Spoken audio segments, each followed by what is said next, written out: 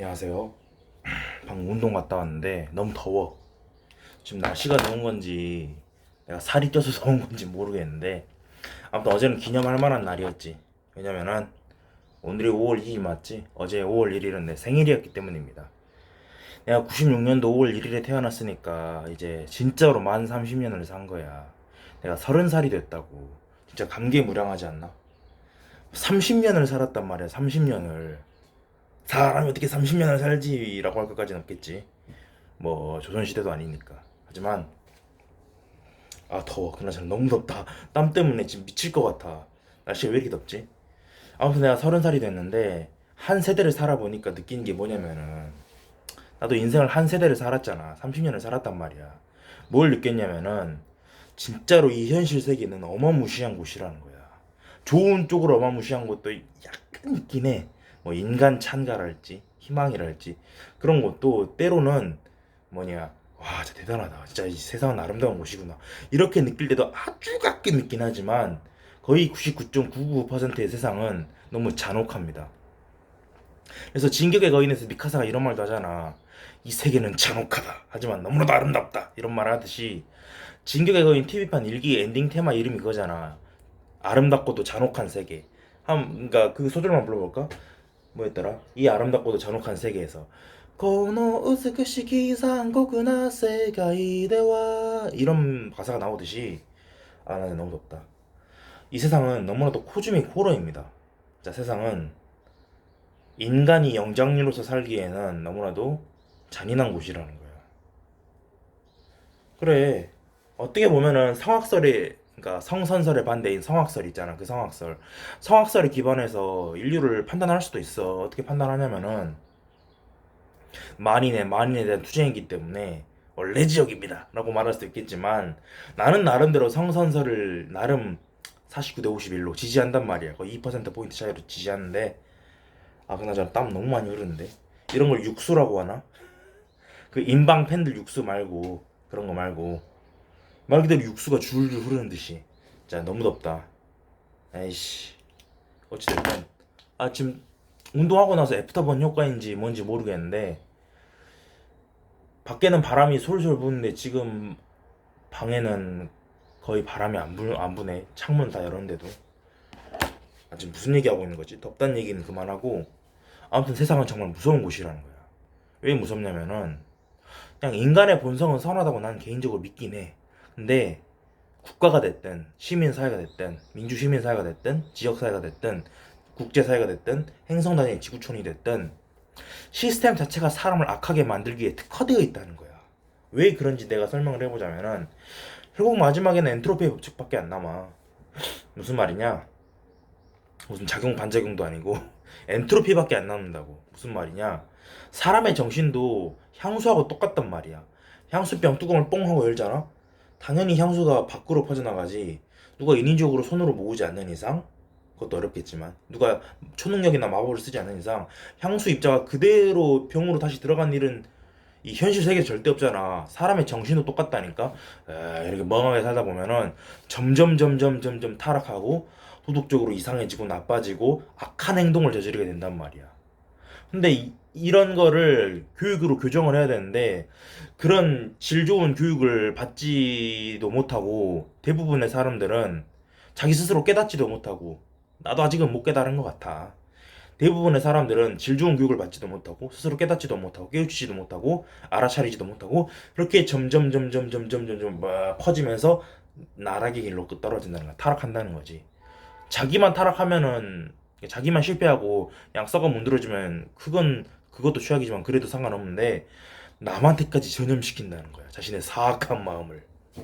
그래서 사람은 선하게 태어난다고 생각해.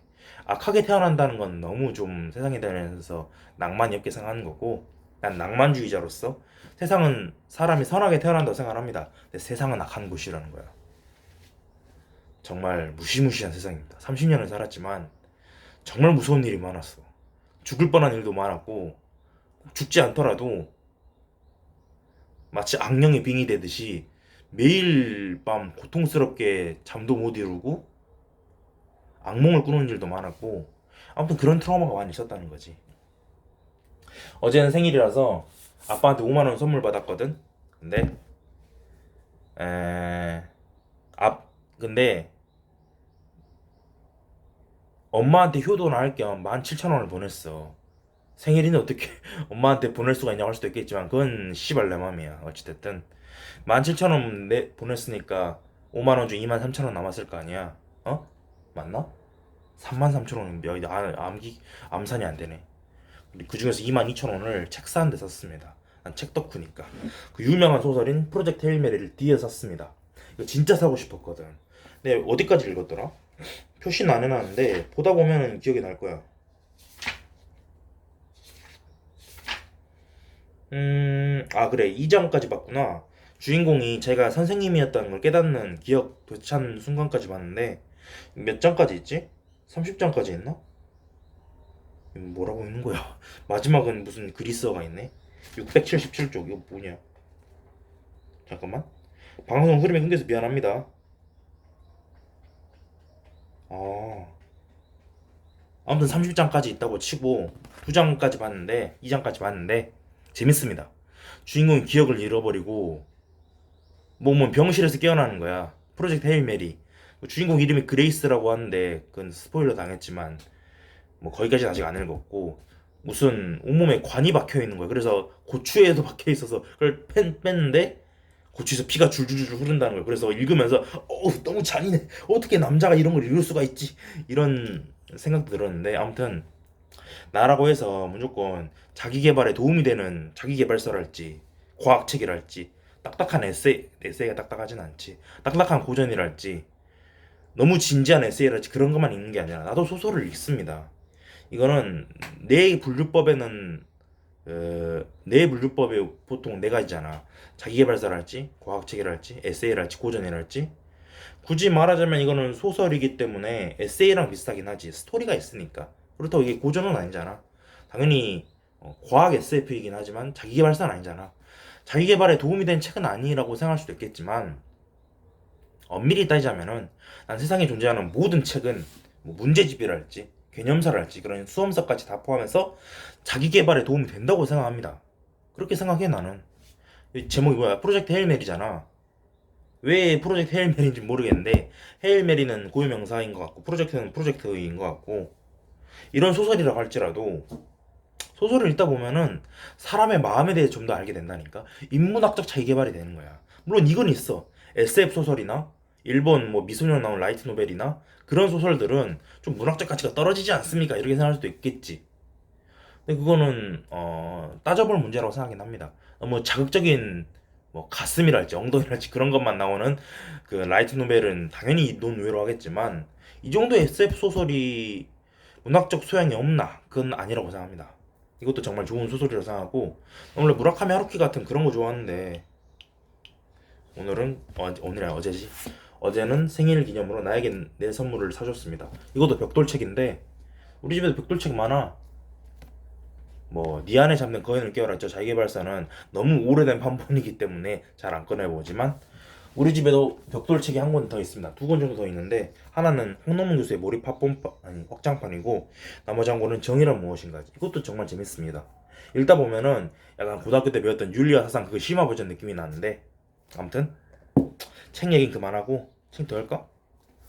헤일 메리 이거 아직 2장밖에 안 읽었지만 읽으면서 뭔 생각을 했냐면은 나도 그러니까 지식은 남아있대. 일화 기억을 다 잊어버린다면은 그러니까 절차 기억은 다 남아있는데 일화 기억만 잊어버리면은 어떤 느낌일까? 신생아로 돌아간 느낌일까? 그런 생각이 들긴 했었던 것 같습니다. 어찌됐든 오늘이 토요일이니까 시험이 49일 남았네. 딱 7주가 남았는데 이 시험에 대해서도 한마디 해보자면은 내가 예전에는 완벽주의자였단 말이야. 무조건 90점 이상을 맞아보자. 만점을 맞아보자. 이런 생각을 하다 보니까 게으른 완벽주의자라고 하지. 그나저나 옆머리가 너무 산발했네. 머리 좀 잘라야겠다. 그게 중요한 게 아니라 게으른 완벽주의자란 말도 있잖아. 완벽주의에 빠지면은 게을러진다고 흔히 말하지. 그래서 도저히 진도가 나가지를 못하는 거야. 그런 한심한 그 뭐라 하냐 트라우마가 아니라 그런 걸 뭐라 하지? 뭐라 하던데? 슬럼프에 많이 빠져 있었는데 지금은 생각이 달라졌습니다. 어찌됐든 물론 당연히 필기를 만점 맞으면은 면접 때에도 면접을 개같이 못 봐도 어느 정도 안전빵이 되긴 하겠지. 근데 일단은 면접장에 들어가는 게 전부이지 필기를 만점 맞아서 훌륭한 수험생으로 역사에 길이길이 남는 게 목적이 아니잖아. 그 당연한 사실을 어젠가 오늘인가 드디어 깨달았습니다. 그래서 이제는 그냥 커트라인이 몇 점일지는 아무도 예상 못하겠지만 모든 시험이 그렇듯이 상대평가니까. 하지만 커트라인만 넘기자는 식으로 선택과 집중을 하니까 집중이 더 잘 된 것 같긴 합니다. 몰입이 더 잘 된다고 해야 될까? 뭐 그런 생각이 들어. 어제는 좀 폭식을 하긴 했어. 맥주도 마시고 내 생일이니까 치즈 케이크도 사서 먹고 한 5천 얼마짜리. 우리 집은 부자가 아니기 때문에 그렇게 비싼 케이크는 못 삽니다.